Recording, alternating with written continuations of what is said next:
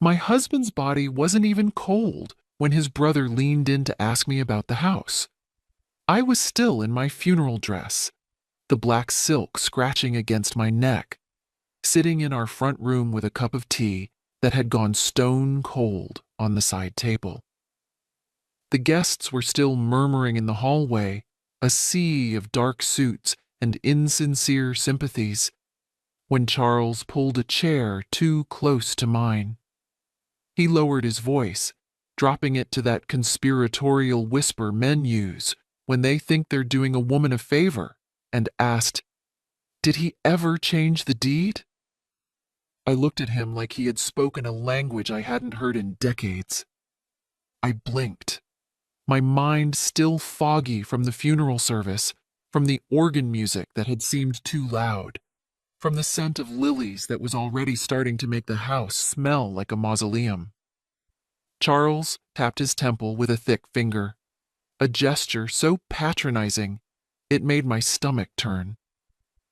"You know," he whispered, offering a tight, oily smile, "in case you ever need help managing things. Legally speaking, we need to be practical, Evelyn. Now, understand this. My husband had been in the ground less than 5 hours. The dirt was still fresh. The flowers on his grave hadn't even begun to wilt. And here was his brother, circling like a vulture before the sun had even set, talking about deeds and management and legalities. Everyone thought I was in shock. They looked at me with those pitying eyes, nodding at each other, whispering, "She's numb with grief," or "She's devastated, poor thing." I stood next to the casket earlier that day, accepting cold hands and murmured platitudes. "He was such a strong man," they said. "He adored you," they lied. "You must be lost without him." And I nodded. I played my part. I was the grieving widow, the small, fragile woman left behind. But the truth? The truth was something I hadn't even admitted to myself until Charles tapped his temple. I wasn't devastated. I wasn't lost. I was free. I just didn't know it yet. That evening, when the last car had finally pulled away and the quiet came crashing back into the house, I didn't go to bed. I walked the length of the hallway like a stranger in my own life. I looked at the rugs I had vacuumed for 40 years, the heavy curtains I had sewn myself in 1983, the chipped mug on the counter that he hated because it didn't match the set. It all looked the same, yet it felt different. Hollow, almost. Echoing. I was still in that black dress, my feet aching, and without really planning to, my body took me to the one door I had never dared to touch in 52 years of marriage. His office. It had always been locked. Always. In the early years, he told me it was because of patient confidentiality. He was a doctor, a specialist, a man of importance. "You wouldn't understand the files, Evie," he would say, patting my hand. "Don't fuss with it." I believed him then, because back then, I believed that love meant trust, and trust meant not asking questions. But even after he retired, the door stayed locked. He would go in there after dinner, sometimes staying for hours. I would hear him talking to himself, low and rhythmic. Once, 10 years ago, I asked him what he was working on. He turned to me, his face cold and smooth as a stone, and said, "That's not for you. That is my world. You have the rest of the house." I stood in front of that door now. It was a plain wooden thing, dark mahogany with a brass handle that shone under the hallway light. Nothing remarkable, except that it was the only part of this house. The house I cleaned, the house I maintained, the house I turned into a home that didn't belong to me. I pressed my palm against the wood. It was cool to the touch. Locked, of course. I could almost hear his voice from the other side. "That's not for you, Evelyn. Go rest, Evelyn." You're confused, Evelyn. How many times had he said that? How many times had he told me my memory was slipping, or that I was overreacting, or that I needed to take one of the pills he prescribed to settle my nerves? The next morning, I didn't call Charles. I didn't call my children, who were busy with their own lives and their own grief. I went to the kitchen drawer, found the number for a local locksmith I found on the internet, and scheduled an appointment. I didn't ask for permission. I didn't apologize. The man came that afternoon, a polite fellow in his 40s who didn't ask why a widow needed to break into a room in her own house. He just looked at the lock and whistled low. "Old mechanism," he said. "Hasn't been changed in years." "No," I said, watching him work. "Control doesn't evolve. It calcifies." He glanced at me, surprised, but didn't say anything. It took him 15 minutes. When the lock finally clicked, a sharp metal snap that sounded like a gunshot in the quiet house, my heart hammered against my ribs. The door creaked open, and the smell hit me first. It wasn't rot, and it wasn't mildew. It was the smell of age, of dust, leather, old paper, and something medicinal, like antiseptic that had soured over time. I paid the man and waited for him to leave before I stepped inside. The room was immaculate. I don't know what I expected. Chaos, maybe? A mess of genius? But this was terrified order. A large oak desk sat in the center, clean and cleared. Bookshelves lined every wall, filled not with novels or histories, but with identical black binders and thick legal pads. A single green lamp sat on the desk. A leather chair, worn into the shape of him, faced the window. Nothing was out of place.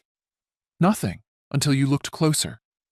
He had labeled everything, every shelf, every binder, every box. And as I stepped closer, squinting through my reading glasses, I saw my name. Evelyn.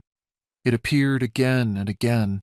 Binders labeled E.g., medical, E.g., finances, E.g., correspondence, E.g., behavioral logs. I stopped breathing.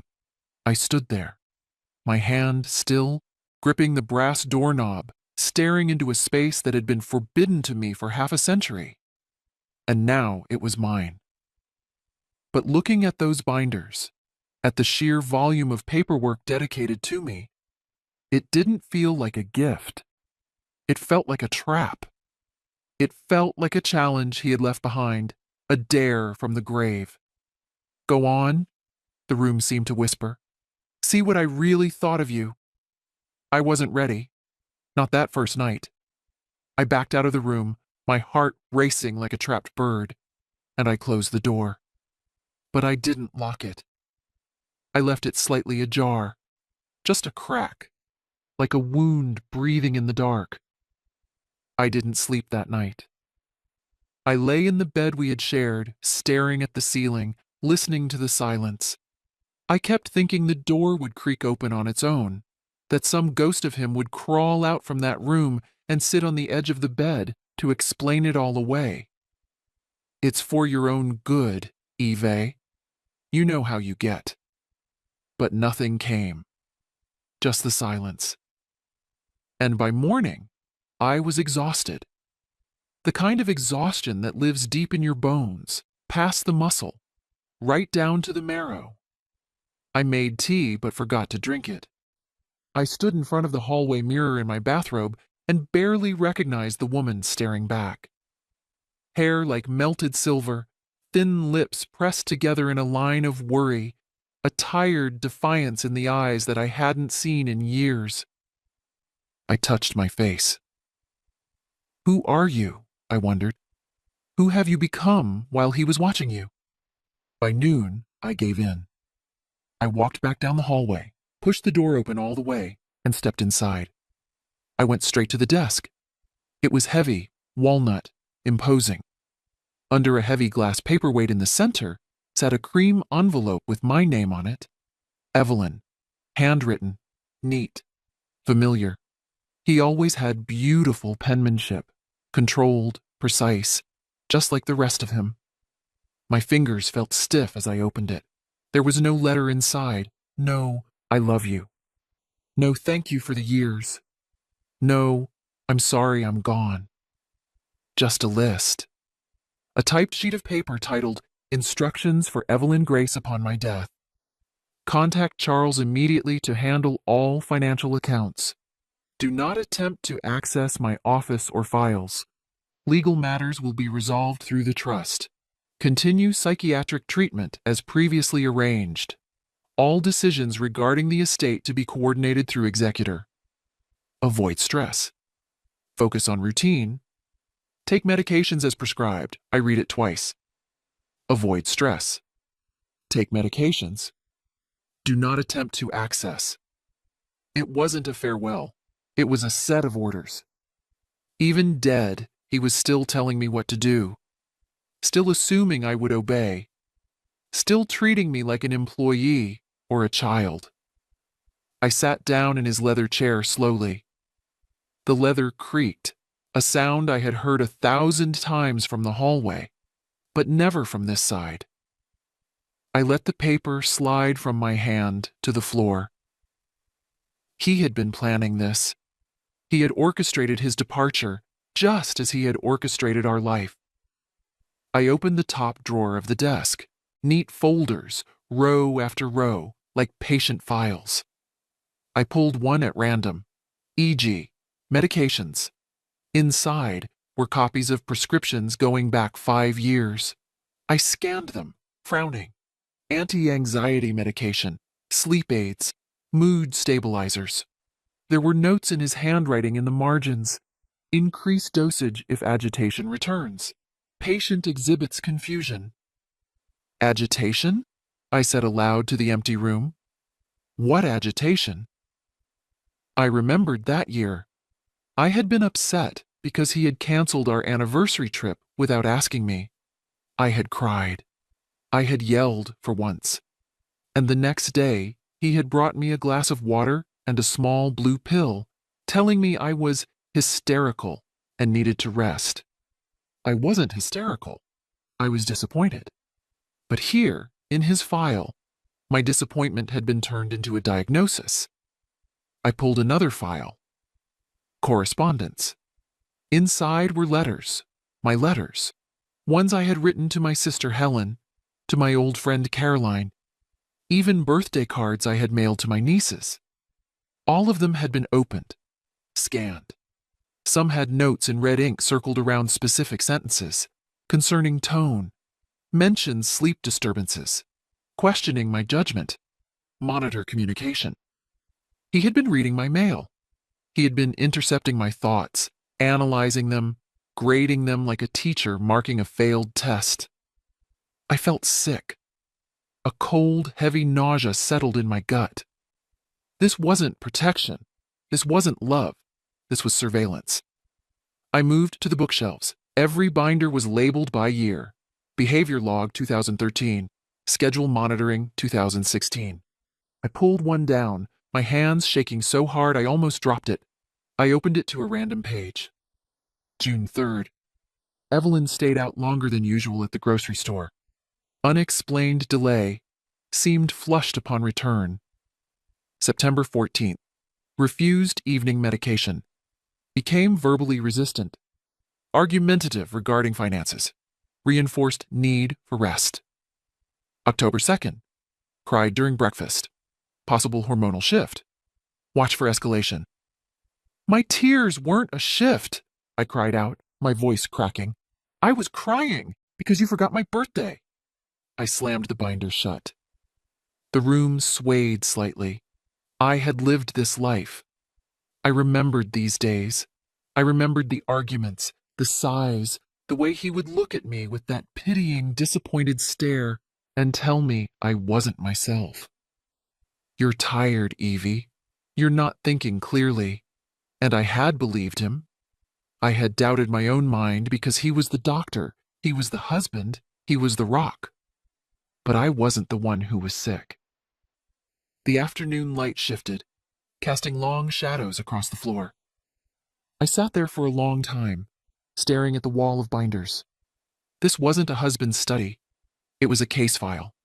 A case he had built against me, piece by piece, year by year, to prove to whom? To himself? To the world? That I was incompetent. That I was a subject to be managed, not a partner to be loved. And the most damning thing was that I had helped him. Every time I stayed silent, every time I swallowed my anger, every time I apologized for being difficult, I had handed him another piece of evidence. I stood up. My knees were stiff, but my hands were steady now.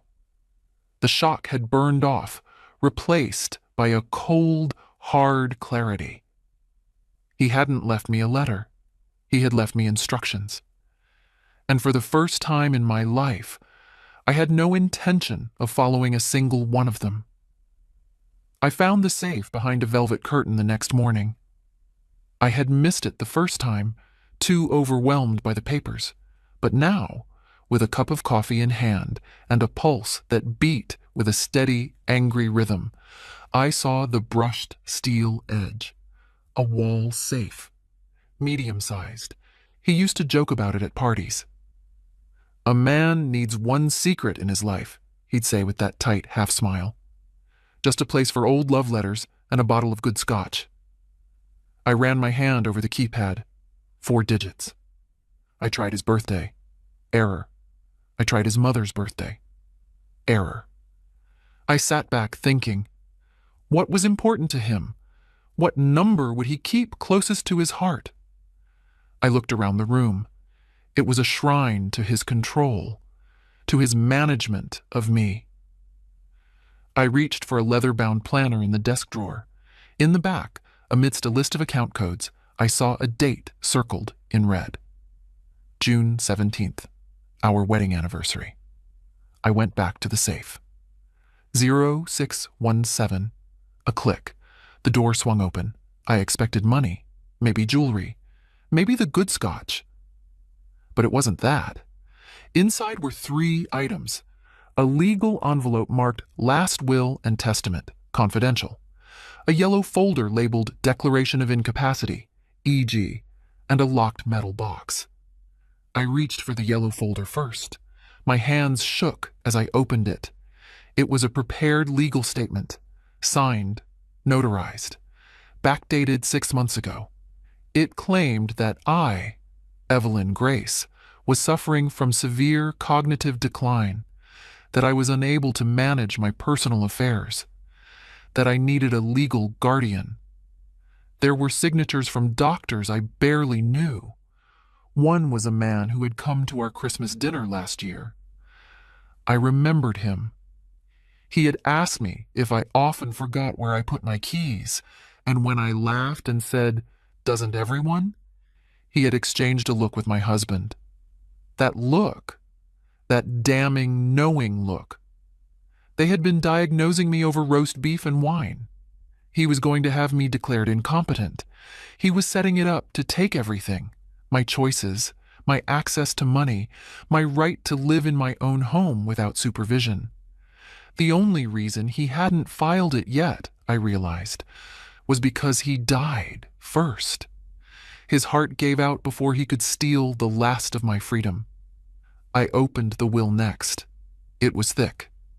20 pages of dense legal phrasing. I forced myself to read it, skipping over the whereases and herebys until I found the meat of it.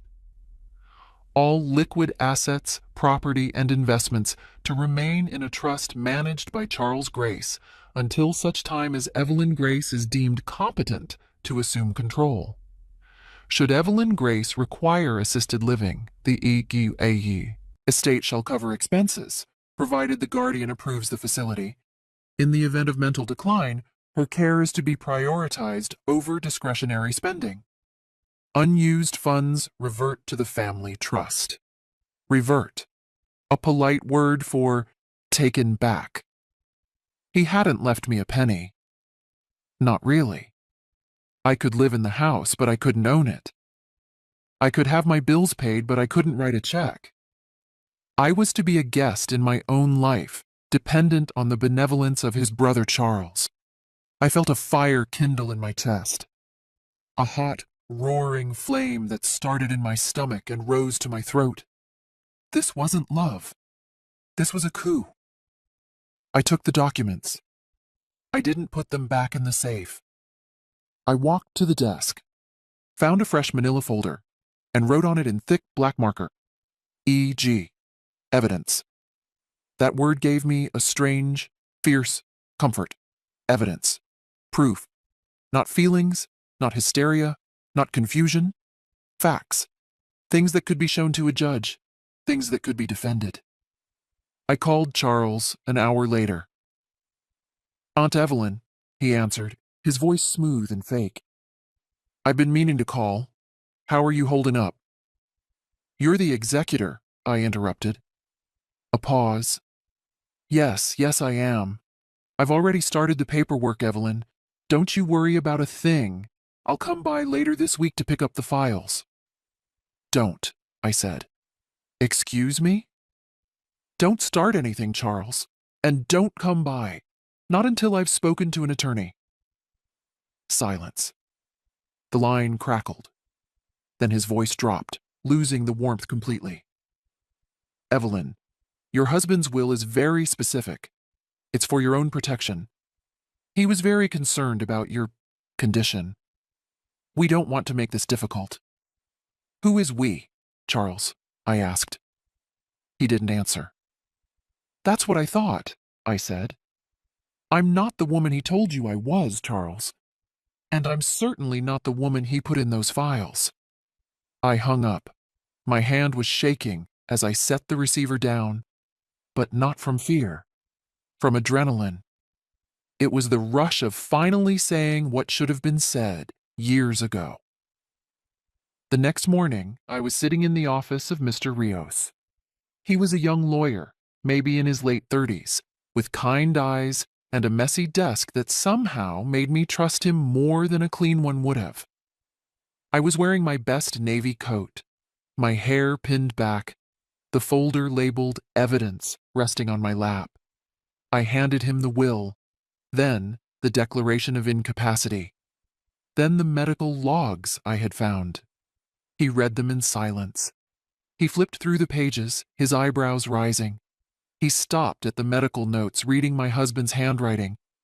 When he finally looked up, his expression wasn't pitying. It was angry. "Mrs. Grace," he said carefully, "I don't know what to say." "Say the truth," I said. "Tell me what he tried to do." He took a breath. "What he did," Mr. Rios said, "was attempt to create a legal cage. He built a structure that would strip you of your autonomy without ever actually having to prove you were incompetent in a court of law. It relies entirely on you not fighting back. It relies on you accepting his narrative." "He didn't file the incapacity papers," I noted. "No, which is good. It means you are still a free agent. But the will is tricky. It triggers upon death. The trust is designed to activate immediately. Charles technically has control right now. Can we stop him?" "We can challenge it," Mr. Rios said, "especially with this." He tapped the folder of medical logs and intercepted letters. "This is coercive control. It's evidence of undue influence and manipulation. If we can prove he was gaslighting you, creating a false record of mental decline to justify seizing the estate, we can overturn the trust." "I have more," I said. "I have photographs he took of my friends, notes he made about isolating me." Mr. Rios blinked. "Bring it all, every scrap of paper." As I left his office, the wind outside felt sharp and clean. For the first time in decades, I wasn't asking for permission. I was building a war chest. But legal battles are slow and memories are fast. That night, the house felt too big. I paced the rooms, feeling the weight of the years. I thought about calling my children, but what would I say? "Your father was a monster?" They adored him. They saw the public man, the successful doctor, the provider. They didn't see the man who monitored my phone calls. To tell them now would be to break their hearts, and I wasn't ready to do that. So I called the one person who might understand. Margaret. We hadn't spoken in 6 years. My husband hadn't liked her. He said she was loud, that she filled my head with nonsense. He would sigh whenever I mentioned her name until eventually it was just easier to stop calling. She answered on the third ring. Hello? Margaret, I said. It's Evelyn. Silence. Then a gasp. Evelyn? My God. I heard about the funeral. I didn't think I should call. I know, I said. He wouldn't have wanted you to. How are you? She asked, her voice cautious. I've been reading, I said. Reading what? My husband's mind. I took a breath. Margaret. I opened the office. A long pause. Then softly. So you finally found the room? Yes, and I found a file on you. On me? He tracked you. He wrote notes about you. Disruptive influence. Encourages independence. He cut you out on purpose, Margaret. It wasn't me drifting away. It was him pushing you off the dock. I heard her sniffle on the other end. I knew, Evelyn. I always felt it. You used to be so bright, so full of fire. And then you just got so quiet, like you were fading out. I tried to reach you, but every time I called, he answered, or you sounded like you were reading from a script. I whispered. I was managed. Well, she said, her voice strengthening. You're not managed now. I'm coming over tomorrow. I'm bringing lasagna and wine, and you are going to show me everything. Margaret came, and she brought the wine. We sat, in the kitchen, the files spread out between us. Seeing the evidence through her eyes helped me realize I wasn't crazy. When she read the note where he described her as a security risk because she suggested I join a book club, she laughed, but it was a wet, angry sound. He was terrified of you, she said, tapping the paper. Look at this. He wasn't protecting you, Evelyn. He was guarding his prisoner. 2 days later, my granddaughter Nora came to visit. She was 17, sharp as a tack, with black nail polish and eyes that missed nothing. She had been staying away lately, too. Kids sense tension better than adults do. She found me in the office, surrounded by boxes. Grandma? She asked, standing in the doorway. What's going on? Mom said you were having a hard time. Your mother, I said, is repeating what she was told. I waved her in. Come here, Nora. She sat on the floor beside me. She looked at the stacks of papers, the EEG evidence folder. She picked up a photo, one he had taken of me through the kitchen window, looking tired and slumped over the sink. The caption read, Subject exhibits depressive posture. Increase restriction on social outings. Nora read it. Her face went pale. Grandpa wrote this? Yes.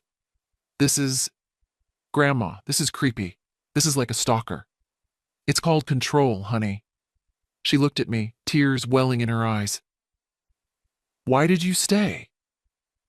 It was the question I had been asking myself every night. Because it happened slowly, I told her. It's not a slap in the face. It's a slow leak. He told me I was forgetful, so I believed him. He told me the world was too much for me, so I stayed inside. He told me he was the only one who could take care of me. And after 40 years, you forget that you ever knew how to take care of yourself. Nora hugged me then, fiercely, burying her face in my shoulder. You're not weak, she whispered. You're fighting him now. Yes, I said, stroking her hair. I am. The fight escalated quickly. Charles realized I wasn't rolling over. He showed up on my porch a week later, not with a casserole, but with a folder of his own. He looked disheveled, his tie crooked. "You're making a mistake," he hissed through the screen door. "I've spoken to the lawyers. If you contest the trust, we will release the medical records. We will show the court that you are unstable. We will make sure everyone knows you're losing your mind." I opened the door and stepped out. I forced him to step back. "Do it," I said calmly. "Release them." He blinked. "What?" "Release the records. Show the court the notes where he diagnosed me with hysteria for disagreeing with him about a vacation. Show them the logs where he tracked my bathroom breaks. Show them the letters he stole from my sister." I stepped closer. "Because my lawyer can't wait to show the judge what kind of man creates a surveillance state in his own marriage." Charles turned red. "You'll ruin his reputation." "He ruined it himself," I said. "He just waited until he was dead to let the truth out." "You're ungrateful," he spat. "He gave you everything." "He gave me a cage," I shouted, my voice finally rising, ringing out across the quiet suburban lawn. "And I am done living in it. Get off my porch, Charles, and tell your lawyer to expect a subpoena." He fled. There is no other word for it. Men like that, bullies who hide behind paperwork and politeness, they crumble when you finally scream back. But the real turning point came from the safe. I had gone back to it, searching for anything I might have missed. I picked up the locked metal box, the third item. I hadn't opened it yet. I found the key taped to the underside of the desk drawer. Inside wasn't legal paperwork, it was a checkbook, a joint account I didn't know existed, and a note, "In case you ever found the door." That was it. Just that sentence. "In case you ever found the door." He knew. Deep down, in the darkest part of his twisting mind, he knew that one day I might wake up. He knew that his control wasn't absolute. And instead of destroying the evidence, instead of burning the files, he had kept them. Why? Because he was so arrogant he thought even his cruelty was a masterpiece. He wanted to be caught, in a way. He wanted me to see how smart he had been. Or maybe, just maybe, he was daring me. I took that note to my new lawyer. Mr. Rios had brought in a specialist, a shark of a woman named Judith Bell, who wore sharp suits and smiled only when she smelled blood in the water. She looked at the note. She looked at the sheer volume of evidence I had compiled, the restoration folder I had created on my laptop. "This is it," Judith said. "This proves intent. He anticipated you regaining your agency and tried to preempt it. It proves the incapacity was a construct, a contingency plan." The court hearing was scheduled for a rainy Tuesday. I didn't wear black. I wore a cream-colored suit, the kind of thing he would have said was too bold for a woman my age. I walked into that courtroom with Judith on one side and Mr. Rios on the other. Charles was there, looking small and pale at the defense table. The judge was a woman. That helped. She listened as Judith laid it out. She didn't use flowery language. She used facts.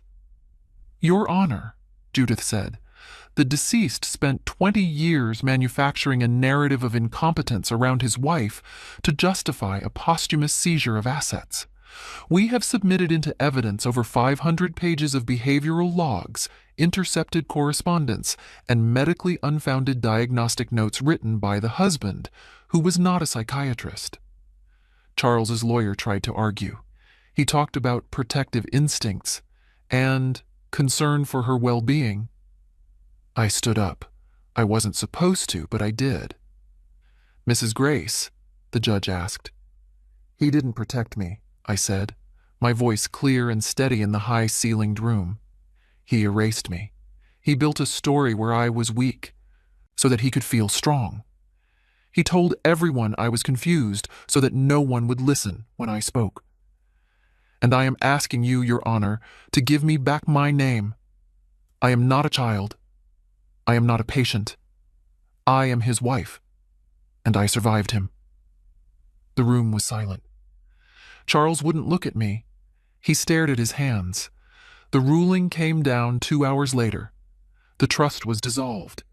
The declaration of incapacity was thrown out as having been drafted in bad faith. The estate was returned to my full control. When the gavel banged down, I didn't cheer. I didn't cry. I just let out a breath I felt like I had been holding since 1974. I went home.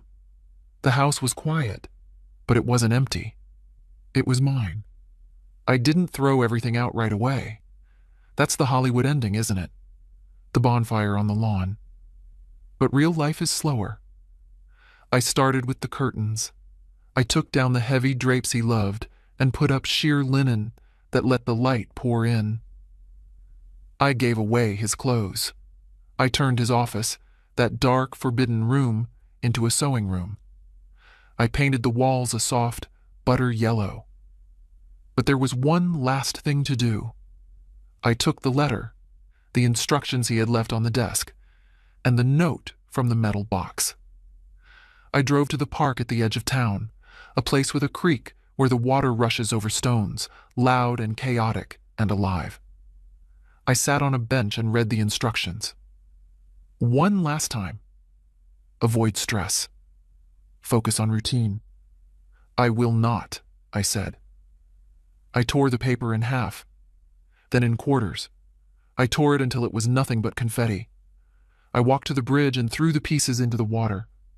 I watched them swirl away, dissolving into pulp, carried off by the current. I am 72 years old. My hair is silver, my hands are spotted, and I live alone. But I am not lonely. Last week I hosted a workshop at the library. I called it Reclaiming the Narrative. 12 women showed up. We drank tea, and we talked about the things we aren't supposed to talk about. The husbands who speak for us. The money we aren't allowed to see. The slow, quiet erasure of a woman's spirit. One woman asked me, "Aren't you angry? After all those years he stole?" I thought about it.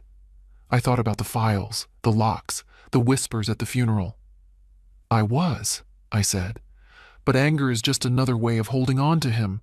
I'd rather use my hands for something else. I looked at the group of women, their faces open and waiting. I'd rather use them to open doors.